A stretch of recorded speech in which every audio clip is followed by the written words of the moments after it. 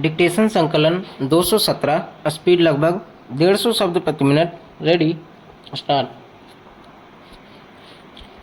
विगत वर्षों में मानव विकास के नित नए क्षेत्रों में निरंतर वृद्धि के कारण लोकतांत्रिक कल्याणकारी राज्यों में दायित्व और कार्य बढ़ गए हैं। यही कारण है कि आज समिति व्यवस्था को सुदृढ़ और कारगर ढंग से प्रभावी बनाने की आवश्यकता है। इसलिए बहुत पहले से कहीं अधिक महसूस किया जा रहा है।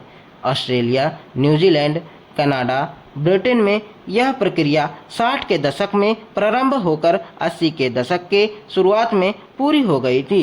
विशेषतः ब्रिटेन के अंदर 1979 में अपनाई गई नई समिति प्रणाली का भारतीय परिप्रेक्ष्य में विशेष महत्व है, क्योंकि हमारी शासन व्यवस्था का स्वरूप समान है। 80 के दशक के प्रारंभिक वर्षों में हमारे देश में यह धारणा जोर पकड़ गई तथा कमेटी बनाने के लिए पहल केरल राज्य ने की थी। बाद में यह विषय प्रयोग के तौर पर संगोष्ठियों के रूप में लाया गया, परंतु मार्च-अप्रैल 1992 में लोकसभा की नियम समिति ने समिति प्रणाली की संरचना में आमूल परिवर्तन करते हुए नई व्यवस्था को लागू किया गया। नई व्यवस्था के अंतर्गत 17 विभागीय समितियों की स्थापना की गई। यह समिति पहले से काम कर रही वित्तीय एवं अन्य समितियों के अतिरिक्त होगी। समितियां मुख्यतः संबंधित मंत्रालय की बजट मांगों पर विचार विमर्श कर सदन को रिपोर्ट पेश करेंगी, लेकिन वे किसी कटौती प्रस्ताव का सुझाव नहीं देंगी।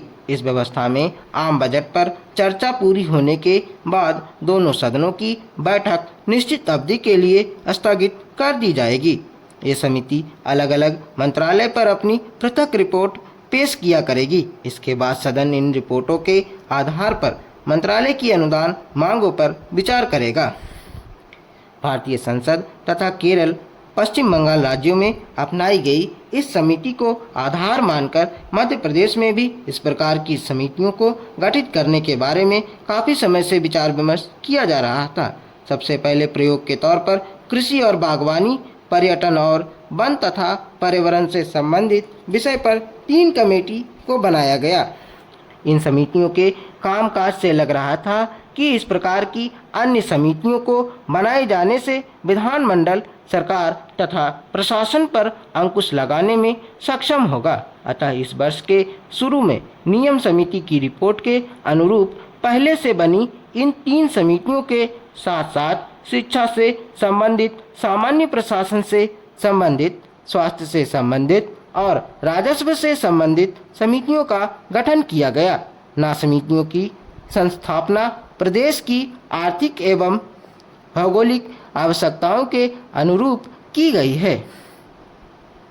साथ ही यह भी ध्यान दिया गया है कि समितियों के कार्यों की अतिव्याप्ति न हो। यही कारण है कि हमारे प्रदेश में इन नई समितियों के बनाए जाने पर कई अधीनस्थ विधायन, शासकीय आश्वासन, शासकीय भाषा कार्यान्वयन समितियों को भंग कर दिया गया। इस दिशा में लिया गया यह निर्णय देश के विधानमंडलों में प्रथम एवं साहसिक प्रयास है। भविष्य में समिति व्यवस्था प्रभावी रूप से कार्य करती रहे, इसलिए हमने प्रायोगिक तौर पर यह कदम लिया है। हिमाचल प्रदेश विधानसभा द्वारा नवगठित समितियां न केवल वार्षिक बजट का परीक्षण करती हैं, बल्कि विभागों के खर्चों और भौतिक उपलब्धियों की भी त्रैमासिक समीक्षा करती हैं।